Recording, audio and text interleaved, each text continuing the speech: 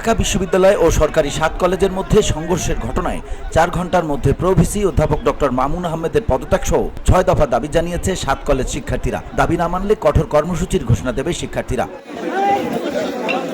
সোমবার দুপুর 12টায় ঢাকা কলেজের কেন্দ্রীয় শহীদ মিনারে আয়োজিত এক সংবাদ সম্মেলনে লিখিত বক্তব্যে এ দাবি তুলে ধরেন ইডেন শিক্ষার্থী সুমাইয়া আক্তার।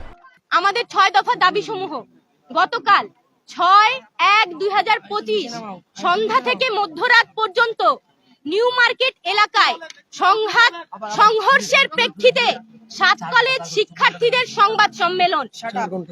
আমাদের দাবি সমূহ: 1. ঢাকা কলেজ সহ 7 কলেজের শিক্ষার্থীদের সঙ্গে ঢাকা বিশ্ববিদ্যালয় শিক্ষার্থীদের সংঘাতের দায় নিয়ে ঢাকা বিশ্ববিদ্যালয় প্রশাসনকে ক্ষমা প্রার্থনা করতে হবে এবং প্রভিসি মামুন আহমেদকে পদত্যাগ করতে হবে। 2.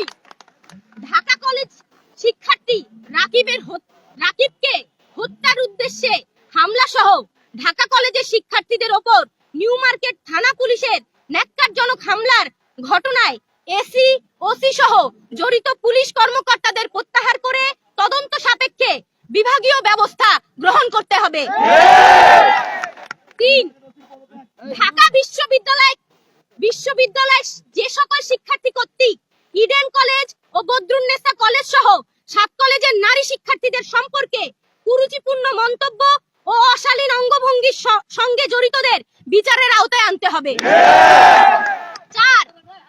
ঢাকা বিশ্ববিদ্যালয়ের সাথে 7 কলেজের একাডেমিক এবং প্রশাসনিক সম্পর্কের চূড়ান্ত অবসান ঘটিয়ে 24 ঘন্টার মধ্যে বাতিল করে শিক্ষার্থীদের দাবি অনুযায়ী স্বতন্ত্র বিশ্ববিদ্যালয়ের রূপরেখা প্রণয়ন করতে হবে।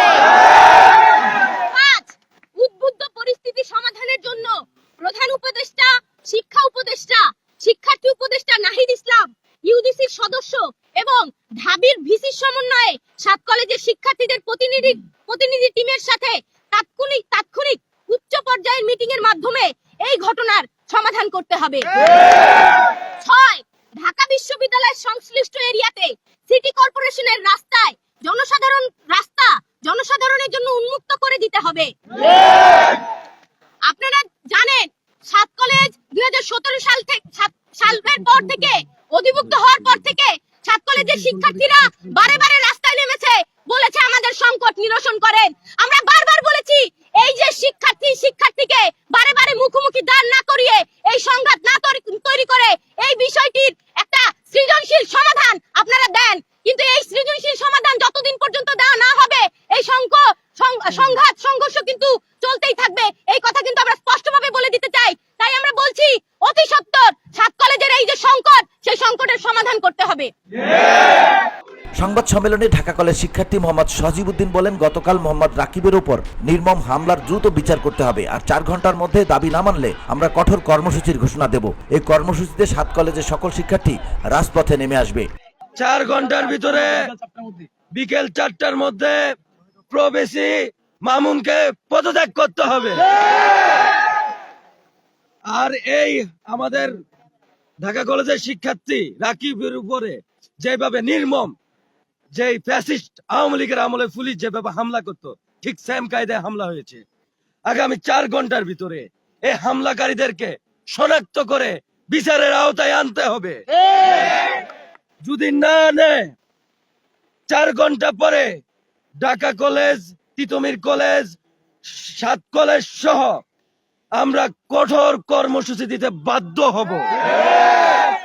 4 ঘন্টার আলটিমেটামে আমাদের যে 6 দফা আছে, এই 6 দফা হচ্ছে বাস্তবায়ন করতে হবে।